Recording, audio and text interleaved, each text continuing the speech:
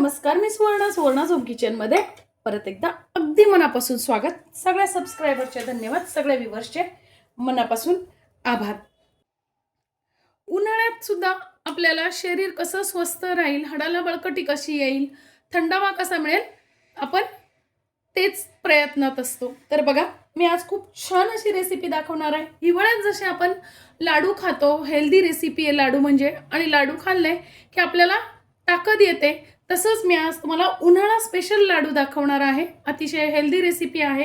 जे पदार्थ आपण वापरणार आहोत ना लाडूसाठी, ते सगळे पदार्थ शरीराला थंड देणारे आहेत. तर बघा, इथे मी मखाने घेतलेले आहेत, भाजलेल्या फुटाण्याच्या डाळ्या घेतलेल्या आहेत, थोडेसे मी काळे आणि पिवळे जे फुटाणे येतात ते घेतलेले आहेत, थोडेसे मी घेतलेले आहेत बदाम, थोडेसे घेतलेले आहेत मनुके म्हणजेच किशमिश, त्यानंतर मी इथे घेतलेले आहेत भोपळ्याच्या बिया म्हणजेच पंपकिन सीड्स, इथे मी अजून घेतलेले आहेत 1 वाटी टरबुजाच्या बिया म्हणजेच मगज बी, 2 चमचे घेतलेली आहे खसखस, आणि मोठी वाटी म्हणजे साधारणतः 2 वाटी खडीसाखर घेतलेली आहे. बघा, ही काही खडीसाखर मी अशी मोठ्या प्रमाणात घेतलेली आहे आणि काही पत्री खडीसाखर घेतलेली आहे. त्यानंतर 2 वाट्या मी खोबऱ्याचे घेतलेले आहे. आपल्याला थोडीशी लागणार आहे वेलची आणि एखादा चमचा काळी मिरी पावडर, बघा ब्लॅक पेपर पावडर म्हणजेच. आता ह्या सगळ्या गोष्टींचं मी भाजताना तुम्हाला व्हिडिओ पूर्ण बघा, सगळ्या गोष्टींचं महत्त्व सांगणार आहे की आपल्या शरीरासाठी या गोष्टी किती महत्त्वाच्या आहेत. ते सगळ्यात पहिल्यांदा आपल्याला खोबरं भाजून घ्यायचं आहे. कढई नंतर तापून जाते ना, तर मग काय करायचं, खोबरं सगळ्यात पहिल्यांदा भाजायला घ्यायचं आहे, म्हणजे खोबरं जळत नाही, कारण खोबरं हे पटकन भाजलं जातं. सुकं खोबरं हे थंड असतं, भरपूर खनिजे, विटॅमिन, कॅल्शियम आणि सगळ्यात महत्त्वाचं म्हणजे खोबऱ्यामध्ये अँटीऑक्सिडंट असल्यामुळे शरीराला थंड ठेवण्यास ते मदत करतं, म्हणजे हायड्रेट ठेवण्यास मदत होते, पचनास मदत होते, केसांसाठी आणि स्किनसाठी सुद्धा खोबरं खूप छान असतं. आता बघा, मंद गॅसवर आपल्याला खोबरं भाजून घ्यायचं आहे. आणि सगळ्यात महत्त्वाचं म्हणजे आपण इथे कुठेही तुपाचा किंवा तेलाचा वापर केलेला नाहीये. ह्या सगळ्या वस्तू आपल्याला कोरड्याच भाजून घ्यायच्या आहेत. बघा, आपलं खोबरं छान भाजणं झालंय, काढून घ्यायचंय. त्यानंतर मी मखाना भाजून घेतेय. मखाना पण आपल्या शरीरासाठी खूप फायद्याचा आहे. मखानामध्ये भरपूर प्रमाणात फायबर असते, कॅलरीज कमी करतात. मखाण्याने आपलं वजन सुद्धा कमी करण्यास मदत होते. भरपूर प्रमाणात मखाण्यामध्ये सुद्धा अँटीऑक्सिडंट असतात, कॅल्शियम पण असते, त्यामुळे हाडे पण मजबूत राहतात आणि सगळ्यात महत्त्वाचं म्हणजे रोग प्रतिकार शक्ती मखाण्यामुळे वाढते. आणि सगळ्यात महत्त्वाचा गुणधर्म मखाण्याचा म्हणजे मखाना थंड असतात.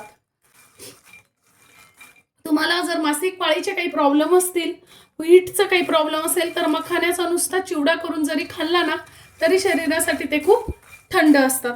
आणि मुळात मखाना जेव्हा आपण आणतो ना, त्यावेळेस त्याला चव पण नसते आणि एकदम ते असे वातड म्हणजे मऊ असतात एकदम. तर असे आपण जेव्हा भाजून घेतो ना, त्यावेळेस ते थोडेसे कुरकुरीत होतात आणि टेस्टी पण होतात. मीडियम गॅसवर मखाने पण आपल्याला छान भाजून घ्यायचे आहेत. आता बघा, मखाने असा सहज तुटला जातोय, कुरकुरीत झालेला आहे, म्हणजे मखाने पण आपले छान भाजले गेलेले आहेत, काढून घ्यायचे. आता टरबुजाच्या बिया भाजून घ्यायच्या आहेत. टरबुजाच्या बिया, जसं टरबूज थंड असतं ना, पाणीदार असतं, तसंच खरबुजाच्या बिया सुद्धा खूप थंड असतात. रोगप्रतिकार शक्ती वाढते याने आपली. आणि त्याच्यात सगळ्यात महत्त्वाचं म्हणजे झिंक मॅग्नेशियम म्हणून असतं, ते भरपूर प्रमाणात असतं याचं. ज्यांना बीपीचा त्रास असतो ना, त्यांना ह्या टरबुजाच्या बिया खूप चांगल्या असतात खाल्लेल्या, त्याने बीपीचा त्रास कमी होऊ शकतो. आता या मंद गॅसवर भाजून घ्यायच्या आहेत. त्यांना थोड्याशा अशा फुगल्या जातात आणि फुगल्या की समजायचं आपल्या बिया छान भाजल्या गेलेल्या आहेत. बिया पण भाजणं झाल्या, काढून घ्यायच्या आहेत. तर मी भाजून घेते पंपकिन सीड्स म्हणजेच भोपळ्याच्या बिया. भोपळ्याचा किती फायदा आहे हे सगळ्यांनाच माहिती आहे. भोपळ्याच्या बिया खूप थंड असतात, त्या वजन कमी करण्यासही मदत करतात. याच्यात पण अँटीऑक्सिडंट असतं आणि भरपूर प्रमाणात सगळ्यात महत्त्वाचं म्हणजे जीवनसत्वही असतात. त्यामुळे जीवनसत्व असल्यामुळे काय होतं, प्रतिकारशक्ती आपल्याला वाढवण्यास मदत करते. आणि सगळ्यात महत्त्वाचं म्हणजे हे ज्यांना शुगर आहे ना त्यांच्यासाठी भोपळ्याच्या बिया, भोपळा खाणं हे खूप चांगलं असतं आणि थंड पण असतात. भोपळ्याच्या बिया पण आपल्याला छान मंद गॅसवर भाजून घ्यायच्या आहे. आपण भाजणं झाले काढून घ्यायचे आहे. बघा मगापेक्षा थोडासा कलर बदललाय आणि भरपूर प्रमाणात अशा त्या फुगल्या आहेत. भाजणं झाले आहेत, आता त्या पण काढून घ्यायचे आहेत. त्यातच घ्यायचे आहेत बदाम. बदाम थोडेसे उष्ण असतात पण हाडांना बळकटी येते बदामाने, म्हणून मी अगदी बदाम थोडेसेच घेतलेले आहेत. बघा अगदी 10 ते 15 बदाम घ्यायचे आहेत आपल्याला. बदाम जास्ती नाही घेतलेले. बदामाने आपल्याला तात्काळ ऊर्जा मिळते आणि उन्हाळ्यात आपल्याला ऊर्जा जास्ती गरजेची असते, एनर्जी जास्ती गरजेची असते. त्यामुळे बदाम थोडेसेच घेतलेले आहे. बदाम पण आपल्याला छान मंद गॅसवर भाजून घ्यायचे आहेत. बघा बदाम पण छान भाजले, काढून घ्यायचे आहेत. आता या भाजून घेतलेल्या वस्तू सगळ्या आपल्याला थंड होऊ द्यायचे आहेत. गरम असताना अजिबात बारीक करायच्या नाहीयेत. सगळ्या वस्तू थंड झाल्या की आपण छान मिक्सरमध्ये याची बारीक पावडर करून घेणार आहोत. हे सगळं छान थंड झालेलं आहे. आता आपल्याला हे सगळं बारीक करून घ्यायचं आहे. बारीक करताना आपण त्यातच घालून घेणार आहोत फुटाणे. फुटाणे किंवा डाळ्या हे भाजलेलेच आहेत, म्हणून मी हे भाजली नाहीये. फुटाणे किंवा डाळे याचे गुणधर्म तुम्हाला काहीशा प्रमाणात माहितीच असतील, तरी पण मी सांगते. फुटाण्यामध्ये काय असतं, भरपूर प्रमाणात फायबर असतं आणि पोटॅशियमचं प्रमाण जास्त असल्यामुळे हार्टसाठी ते आपल्याला चांगलं असतं. फुटाणे खाल्ल्याने काय होतं, पोट आपल्याला बराच वेळ भरल्यासारखं वाटतं. त्यामुळे काय होतं, भूक कमी लागते आणि फुटाणे हे थंडही असतात. बरेच जण सर्दी झाल्यानंतर लसूण आणि फुटाणे एकत्र खातात. फुटाण्यामध्ये काय होतं, कॅल्शियम आणि मॅग्नेशियम पण भरपूर प्रमाणात असते. त्यामुळे हाडं पण आपल्याला मजबूत होण्यास मदत होते. आता याची छान बारीक आपल्याला पावडर करून घ्यायची आहे. बघा या पद्धतीने छान पावडर बारीक झालेली आहे. आता मी राहिलेलं पण बारीक करून घेते. बघा या पद्धतीने छान आपण बारीक करून घेतलेली आहे. आता बघा त्याच कढईत मी खसखस भाजून घेतलेली आहे. खसखस मग आपण टाकलेली होती, कारण खसखस आपल्याला मिक्सरमध्ये बारीक करायची नाहीये. खसखशीचे आपल्या शरीरासाठी अतिशय फायदे आहेत. बाळंतिणीला तर कॅल्शियम खसखसमध्ये खूप प्रमाणात असल्यामुळे बाळंतिणीला आपल्याकडे खसखस अवश्य देतात. खसखसीने हाडं खूप लवकर मजबूत होतात. खसखसमध्ये खूप प्रमाणात फॉस्फरस पण असते, कॅल्शियम तर असतातच, त्यामुळे फॉस्फरस पण असते. त्यामुळे हाडं आपले छान हे होतात. आणि सगळ्यात महत्त्वाचं खसखसामध्ये ओमेगा 6 म्हणून असतं.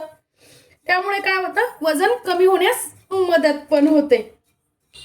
कार्बोहायड्रेट पण असतं, त्यामुळे शरीराला आपल्याला थकवा जाणवत नाही. बघा किती फायदे आहेत आणि सगळ्यात महत्त्वाचं ती थंड असते. बघा आपली खसखस पण छान भाजणं झाली आहे, काढून घ्यायची. आता आपल्याला 2 चमचे फक्त चांगलं तूप टाकून घ्यायचंय. बघा खूप जास्ती तूप टाकायचं नाही आपल्याला.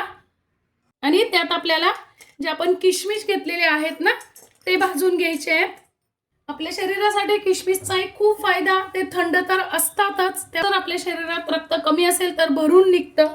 त्यामुळे अवश्य खावे आणि त्यामुळे आपल्याला थकवा येत नाही. आपल्याला उन्हाळ्यात सुद्धा फ्रेश वाटतं. बीपी कंट्रोल राहण्यास पण मदत होते आणि ते थंड असल्यामुळे उन्हाळ्यात तुम्ही अवश्य खावे. लहान मुलांना तर पाण्यात रात्रभर पाण्यात ठेवून ते पाणी पण पाजतात, कारण ते थंड असते म्हणून. बघा किशमिश छान फुगले आहेत. आता आपल्याला ते काढून घ्यायचे आहेत. 1 ते 1.5 चमचा तूप आपलं उरलेलं आहे, त्यात टाकून घ्यायची आपल्याला खडी साखर. खडी साखर खाल्ल्याचे खूप फायदे आहेत. ती थंड तर असतेच, पण त्याच्यावर प्रक्रिया केलेली नसल्यामुळे ती शरीरासाठी खूप चांगली असते. थोडंसं मी पाणी टाकून घेतलेलं आहे. बघा साधारणतः अर्धी वाटी पाणी मी टाकून घेतलेलं आहे, कारण आता आपल्याला याचा खडी साखरेचा गुलाबजामचा कसा पाक असतो, फक्त चिगट, आपल्याला पाक तयार करायचा नाहीये. फक्त खडी साखरेचं पूर्णपणे पाणी होईपर्यंत आपल्याला ती गरम करून घ्यायची किंवा वितळून घ्यायची. बघा या पद्धतीने. आणि तुम्हाला जर खडी साखर वापरायची नसेल तर तुम्ही साधी साखरही वापरू शकता, हे गुळही वापरू शकता. बघा फक्त असा चिकट होईपर्यंत आपण पाक तयार करून घेतलेला आहे. कडक पाक तयार करायचा नाहीये किंवा एकतारी पण नाही. आता बघा आपण ज्यावर मनुके घेतलेत ना ते पण यातच टाकून घेतलेले आहेत आणि खसखस पण घेतलेली आहे, ती पण भाजून यावरच टाकून घेतलेली आहे. आता हे सगळं आपल्याला छान मिक्स करून घ्यायचं आहे. 1 चमचा टाकून घ्यायची आपल्याला वेलची पूड. तुम्ही जर गुळ घालणार असाल तर जायफळ पण घाला, गुळाला जायफळ छान लागतं. अर्धा चमचा आपल्याला ब्लॅक पेपर पावडर घ्यायची आहे. बघा या पद्धतीने खूप छान टेस्ट येते लाडूमध्ये, अगदी जरूर घाला. आणि आपण जो साखरेचा पाक करून घेतलेला आहे ना तो टाकून घ्यायचा आहे आता यावर. बघा आता हे छान मिक्स करून घ्यायचं आहे, हाताने करू नका कारण पाक गरम आहे. आता बघा इथे मी अर्धी वाटी तूप गरम करून घेतलेलं आहे. गरम म्हणजे फक्त तूप वितळून घेतलेलं आहे. बघा तुमच्याकडे जर तूप वितळलेलंच असेल तर गरम करून घ्यायची गरज नाही, तुम्ही तसंच तूप टाकू शकता. आणि हे छान मिक्स करून घ्यायचं आहे आणि लगेच लाडू वळवून घ्यायचे आहेत. बघा छान असा आता लाडू लगेच वळला जातोय. तुम्हाला पाहिजे त्या आकारात तुम्ही आता याचे लाडू असे बनवून घ्यायचे आहेत. बघा काय सुंदर असा आपला लाडू तयार झालेला आहे. बघा मस्त असे आपले लाडू वळले जातात आहे.